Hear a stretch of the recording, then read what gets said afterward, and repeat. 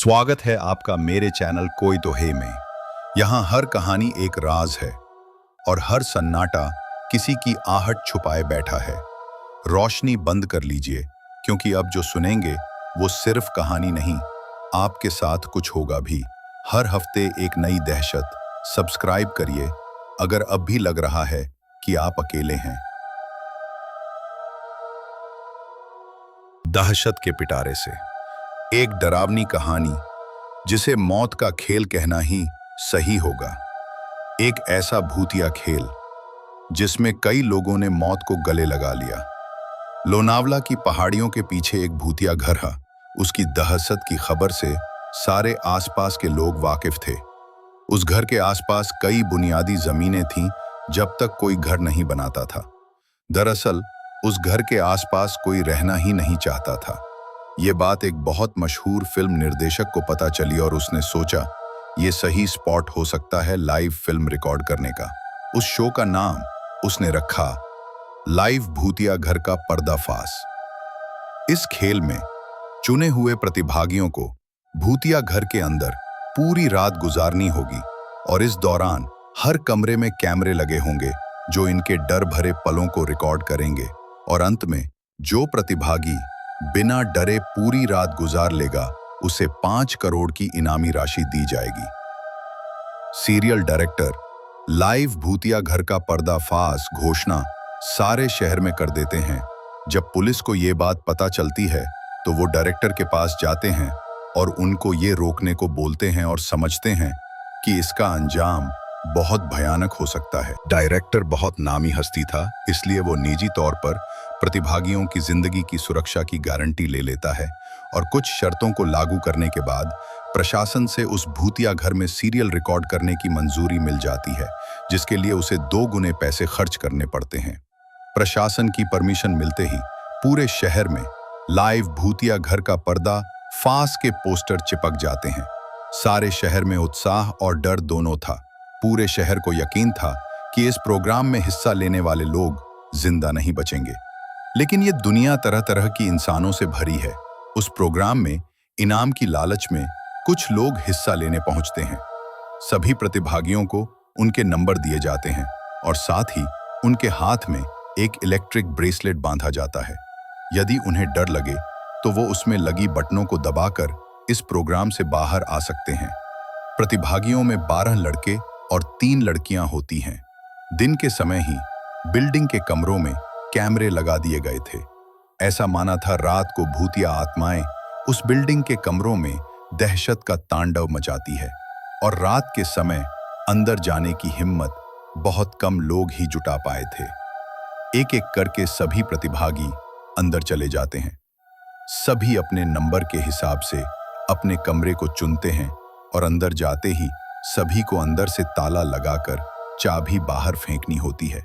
दरवाजे का ताला इलेक्ट्रॉनिक बनाया गया था। उनके हाथ में लगे ब्रेसलेट के बटन दबाते ही वो ताला खुल सकता था, लेकिन ये बात उन्हें बताई नहीं गई थी। अगर किसी प्रतिभागी ने वो ताला खोला तो प्रतिभागी प्रतियोगिता से बाहर हो जाएगा, जो कि कैमरे की रिकॉर्डिंग में दिखाई देगा। सभी के कमरे में निर्देश देने के लिए स्पीकर लगाए गए थे। उसी से सभी को संकेत दिया जाता है कि सभी जल्द से जल्द अपने कमरे का ताला बंद करके चाबी दरवाजे के नीचे से बाहर फेंके और इसके बाद कमरे की लाइट बंद की जाएगी। निर्देशों के अनुसार सभी अपने कमरे को अंदर से बंद कर देते हैं और चाबियां दरवाजे के नीचे से फेंक देते हैं। कैमरे नाइट मोड रिकॉर्डिंग के अनुरूप लगाए गए थे, इसलिए भले ही प्रतिभागियों के कमरे में अंधेरा हो, लेकिन दर्शकों को टेलीविजन स्क्रीन में सब कुछ नजर आ रहा होता है। धीरे धीरे डर की दस्तक हो जाती है। एक प्रतिभागी जिसका नाम महेश था, उसे अचानक से लगता है कोई उसके कानों के पास खड़ा है और सांसें ले रहा है। वो सालों की गर्म हवा उसके कानों में वो महसूस कर सकता था। फिर बहुत भारी आवाज में किसी ने बोला, क्यों आए तुम यहाँ? वो चिकने लगता है। वो दरवाजा पीटने लगता है, निकालो मुझे यहाँ से। प्रतिभागियों में से एक लड़की अचानक अपने कमरे में चीखने लगती है। उसे ऐसा लगता है कि कोई उसका गला दबा रहा है और वो छटपटाने लगती है। कुछ ही देर में वो डर से बेहोश हो जाती है। उसके बेहोश होते ही लाइव सीरियल देख रहे दर्शक घबराते हैं। अचानक एक एक करके सभी प्रतिभागियों पर भूतिया हमले होने लगते हैं। लेकिन ताज्जुब की बात तो यह थी कि सभी प्रतिभागी अपने आप को स्वयं ही नुकसान पहुंचा रहे थे।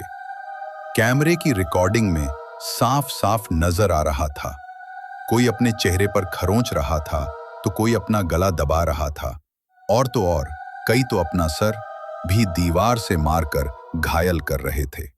दर्शकों का डर बढ़ते देख बिल्डिंग के नजदीक सरकारी अधिकारी पहुंच जाते हैं, क्योंकि प्रोग्राम को प्रशासन की शर्तों के अनुरूप रिकॉर्ड करने की परमिशन दी गई थी, जिनमें से एक शर्त यह भी है कि यदि किसी प्रतिभागी को शूटिंग के दौरान मेडिकल की जरूरत पड़ेगी तो तुरंत डॉक्टर उपलब्ध करवाया जाएगा। और जब सभी प्रतिभागियों को लाइव रिकॉर्डिंग में चोट लगने लगती है तो सभी प्रोग्राम को रोकने की आवाज उठाने लगते हैं। रातों रात प्रशासन पर दबाव बढ़ जाता है। दर्शकों में दहशत फैलते देख प्रोग्राम का प्रसारण रोकने के आदेश आ जाते हैं। तुरंत प्रोग्राम का टेलीकास्ट रुक जाता है और अब जद्दोजहद होने लगती है सभी प्रतिभागियों को बचाने की। फायर ब्रिगेड की गाड़ी बिल्डिंग के बाहर पहुंचती है, लेकिन रात के समय उस भूतिया बिल्डिंग के अंदर जाने की हिम्मत फायर फाइटर्स की भी नहीं होती। तो सभी बाहर से खड़े होकर प्रतिभागियों की मौत का तमाशा देख रहे थे, क्योंकि सभी उस बिल्डिंग के खूनी इतिहास से अच्छी तरह वाकिफ थे। कमरे में लगे हुए स्पीकर की मदद से सीरियल का डायरेक्टर प्रतिभागियों को ब्रेसलेट का बटन दबाकर बाहर आने का निर्देश देता है, लेकिन किसी प्रतिभागी को स्पीकर से कोई आवाज सुनाई नहीं देती, और न ही प्रतिभागी इतने कंट्रोल में थे कि वो ब्रेसलेट की बटन दबा सकें। उन सभी प्रतिभागियों में एक लड़की जिसका नाम सुनीता था, वो थोड़ी हिम्मत दिखाती है और अपने कंगन के बटन को दबाकर दरवाजा खोलकर बाहर भागती है। वो लड़की रुकती ही नहीं है। लोगों ने रुकने को कहा, लेकिन वो सिर्फ भागती रही। भागते भागते वो जंगल में जा पहुंची। लोगों ने उसका पीछा किया, उसके पास पहुंचे और पूछा, क्या हुआ तुम्हें? क्या हो गया था? क्यों इतनी तेज भाग रही थी कि रुकने से भी नहीं रुकी? सुनीता ने अपनी आंखें जोर से बंद कर ली थी। वो आंख खोलने से डर रही थी। लोगों ने उसे बहुत समझाया, हिम्मत दी। सुनीता, तुम कमरे से बाहर हो और यहाँ कुछ भी नहीं है, आंखें खोलो।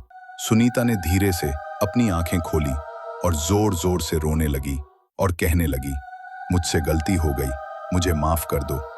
मुझसे गलती हो गई, मुझे माफ कर दो। ये लाइन वो अब तेजी से बोलने लगी। लोग उसे देखकर हैरान हो गए।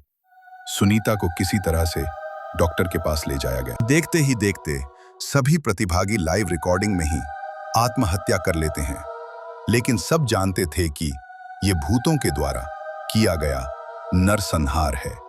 सुबह होते ही सबकी लाशें निकाली जाती हैं और सीरियल डायरेक्टर को भारी मुआवजे के साथ कई साल की जेल की सजा सुनाई जाती है और उस बिल्डिंग को हमेशा के लिए नो विजिट जोन घोषित कर दिया जाता है। अगर आपको हमारी कहानी अच्छी लग रही है तो कृपया चैनल को सब्सक्राइब करें, कमेंट बॉक्स में कमेंट करें आपको कहानी कैसी लगी। आप अपनी कहानी हमें मेल कर सकते हैं, ईमेल आईडी डिस्क्रिप्शन बॉक्स में है।